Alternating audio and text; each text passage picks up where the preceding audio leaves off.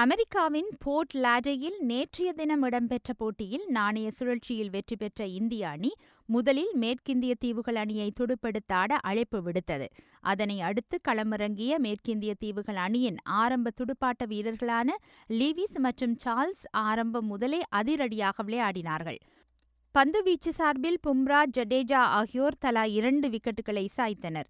தொடர்ந்து வெற்றி இலக்கான 246 என்ற ஹிமாலய இலக்கை கொஞ்சமும் சளைக்காது போராட ஆரம்பித்தது. ஆரம்ப தொடக்க வீரரான ரஹானே 7 ஓட்டத்தோடு வெளியேறிய போதும் தொடர்ந்தும் களமிறங்கிய ராகுல் சர்மா, ரோஹித் சர்மாவிற்கு சிறந்த முறையில் ஒத்துழைத்தார்.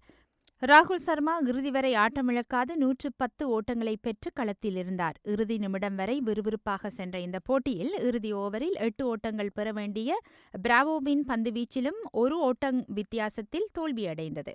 இந்த போட்டியில் மேற்கிந்திய தீவுகள் அணி சார்பில் அதிரடி காட்டிய லீவிஸ் ஆட்டநாயகனாக தேர்வு செய்யப்பட்டார். மேலும் 2 போட்டிகள் கொண்ட தொடரில் 1-0 என்ற கணக்கில் முன்னிலை பெற்றுள்ளது குறிப்பிடத்தக்கது.